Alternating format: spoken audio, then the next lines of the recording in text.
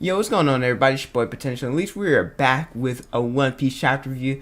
It's been a long time, but to me, it's been a month, but to me, it feels like it's only really been 2 weeks. It went by in a flash.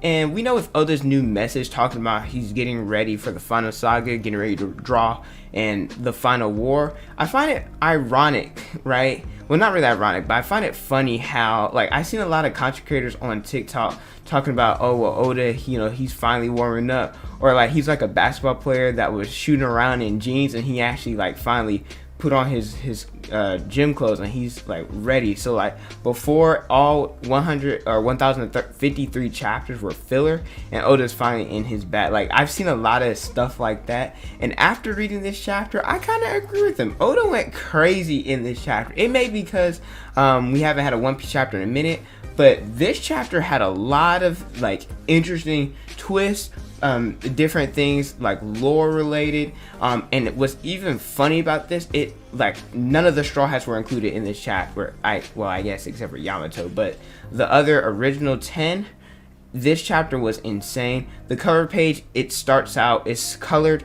it has the 4 emperors, and I'm not gonna hold you, all of them look great, especially Luffy.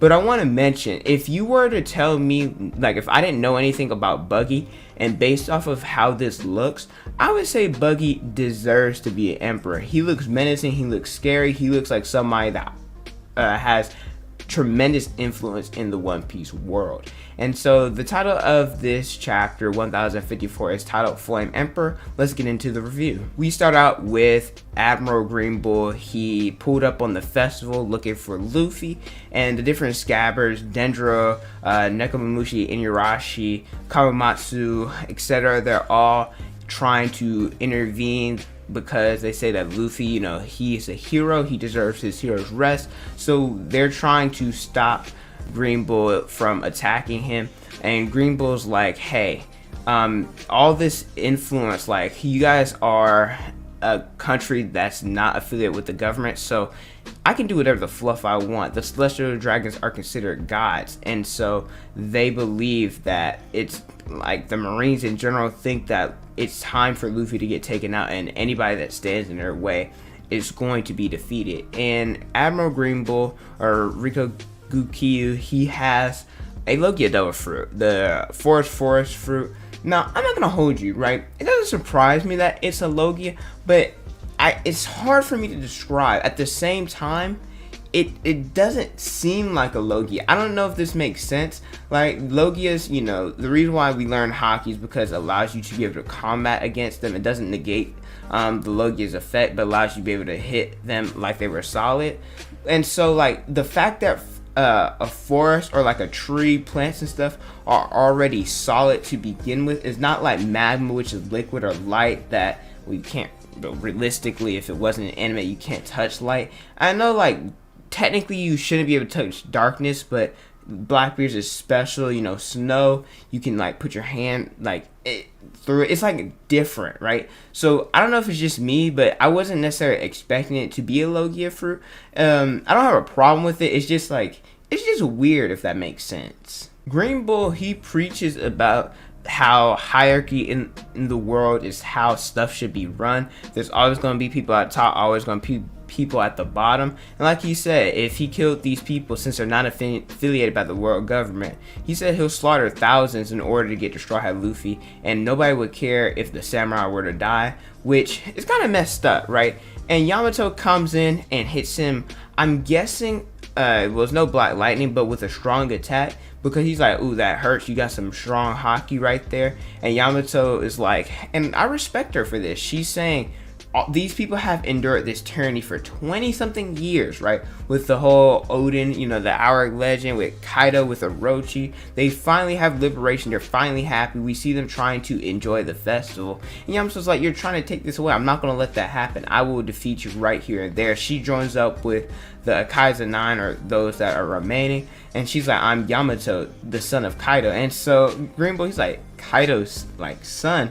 And then Momosuke pulls up. He's like, all right, I'm gonna put in some work too. A scene that I found funny was Momo. He was trying to like use his blast breath, but because he's new to his devil fruit, and I guess maybe because he couldn't control like the flame clouds like he wanted to, when he tried to do the blast breath, it was like I don't think of like Mushu from Mulan. Remember that scene when he was trying to like breathe fire, and it was like a little flame like came out? That's what it was like. It wasn't menacing, it wasn't strong like Kaido's.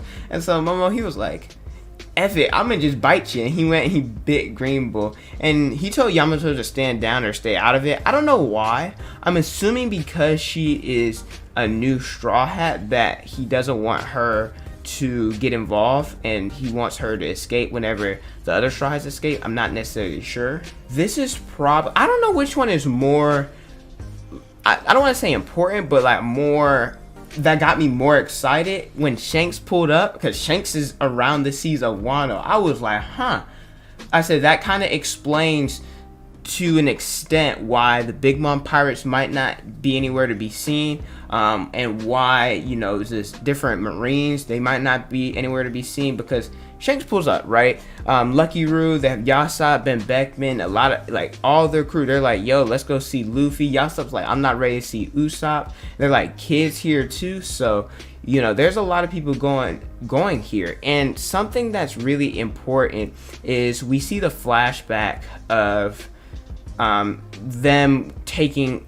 out Who's Who and CP9, taking the fruit, where Shanks probably knew that it had some importance because he went after it, but Who's like, well, it's just some rubber fruit, so why are you going after it? And something that, granted, they'll probably be able to fix it with like just adding in like a flashback or something, but I don't remember exactly what chapter it is. But there was a chapter where Bartolomeo burnt down Shanks's flag, and obviously he's doing that because he's trying to promote Luffy, but at the same time he doesn't know that Luffy has some connection in a positive way with Shanks. And so Shanks is like, well, I'm not going to meet Luffy here. We have our own matters to deal with. Look at what that Bart guy who served under Luffy, what he did by burning down our flag. So I don't think Shanks has any malice towards Luffy necessarily, because he's known Luffy since he was a kid, and they showcase that in the flashback. And for some reason I was like, oh, Ucha's gonna be in here, but the anime version of, well, I guess the movie Red is not canon, but it has like a little bit of canon stuff in it. But yeah, I want to know like how Shanks truly feels like when he first meets Luffy. He can be like, yo, your man like burnt down our flag. He's gonna be mad, he's gonna be happy. Like, I want to see those interactions. And then there was, obviously, like I said, there's like the big shots with Ben Beckman, Shanks, Lucky Roo, Yasopp, and more. And then there's like newer people. They were saying, yo, the big guys, they know who Monkey D. Luffy is, or they're like affiliated with him. But a lot of people are calling him a demon monkey, I believe, or something like demon. Which is kind of funny because, when Zoro was introduced, he was like considered a demon. And so a lot of people who say that Luffy is a demon, his captain and vice captain. But this is the part of the chapter that it kind of shocked me, but then the more I read it, it didn't at the same time. He looked at Ben Beckman, he said, it's about time we go after the One Piece. I was like, because I feel like a lot of people, because I didn't get spoiled for this, but people were saying like, oh, Shanks, he turned into Aizen, or, he did a 180, and I was like, I said, maybe Shanks turned evil. But the more I think about it, Shanks is a pirate. He never said he wasn't going after the One Piece. I think the community, at least me, like myself, I just assumed because that was Luffy's dream that he wasn't like, and also because of like Roger and stuff, that he wasn't necessarily interested in the One Piece anymore. But I was wrong, right? Like I said, Shanks is a pirate, so it naturally makes sense that he would want to go after the greatest treasure, something that his former captain seized. So I find it interesting. Like I said, I was shocked when I first read it that that's something he wants to go after. But the more I think about it, it's kind of realistic. I'm not going to lie. Now, this part of the chapter, because it's like, how do I want to put this? Everybody already knew what was going on. It doesn't really surprise me, but it makes sense. Basically, what's happening with Sabo, apparently Cobra is killed, and Sabo was the one who assassinated him, and also Vivi is missing, so that's why Alabasta is in turmoil. And there was also a battle at Mary Joa where different celestial dragons, their homes were destroyed. And Sabo and the revolutionaries, they went against Greenbull and Fujitora. And so even though, like, I think it was stated that Fujitora and Riko Kugyu, that they had to hold back because they were in Mary Joa, potentially that's like something that was important. But at the same time, we don't know if that's necessarily true. But the revolutionaries, they successfully were able to set their comrade Kuma free, and basically in this exchange, the revolutionaries, they won the exchange. Now currently Sabo's missing, but a lot of people are calling him the Flame King, or like the Flame Revolutionary, because of, or I think it's the Flame Emperor, something along those lines, because of like his influence on the world and what he did. Because it's showcasing that they're declaring war on the world government, they're fighting back. And also because, like, the timing could not have been worse, because of Luffy now being dubbed the Emperor, being his little brother. It shows that Sabo has connections, like, hey, you know, if I do this, you know, you guys go after me and the other revolutionaries, my little brother, you know, he has his crew, he has his connections, it's going to be an all-out war. And so they're saying that the stuff that Sabo did, it's on the level of, and even putting him potentially higher than what Dragon has done so far. And we know little of what Dragon does, we just know that he's the leader of the revolutionary. And so Akainu, he says, well, I reached the fleet admiral at like one of the darkest points, or one of the hardest points in the era. Was like, it doesn't matter, we the Marines will take him down. I'm like, holy crap.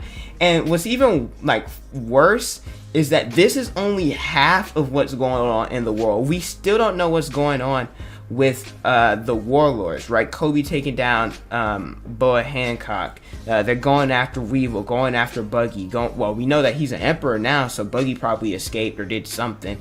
Weevil, Mihawk, etc. So, like I said, this is only half. And so next chapter, we'll probably figure out what's going on with them. The post-art chapters are some of the best because they tie in what's going on with the world.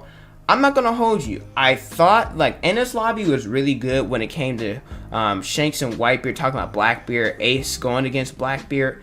Like I said, that was probably my favorite. This, depending on what they do with the rest, is going to be amazing. Like I said, the stuff with Shanks was pretty good. Learning more about Riko Kugyu was pretty cool. Learning more about Sabo was good as well. And that we're preparing for war. I'm really excited and seeing what Oda's going to do next week. Like I said, it was a great chapter and a banger one at that to return from. But let me know how you guys feel about this chapter in the comment section below. There's probably going to be a Shanks video sometime next week, hopefully. I've been pumping out since I quit my job because Amazon sucks. But I'm going to be I've been pumping out like a lot of content recently. I'm going to try my best. I go back to school, I believe, on August 8th.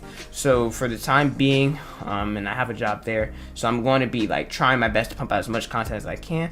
But like I said, let me know what you guys think about the chapter below. Don't forget to like, comment, and subscribe. Also hit the notification bell so you guys never saw a new video from me. Instagram, Twitter, Snapchat, and TikTok is on the screen and in the description below. Thank you guys so much for watching, and don't forget to unleash your potential.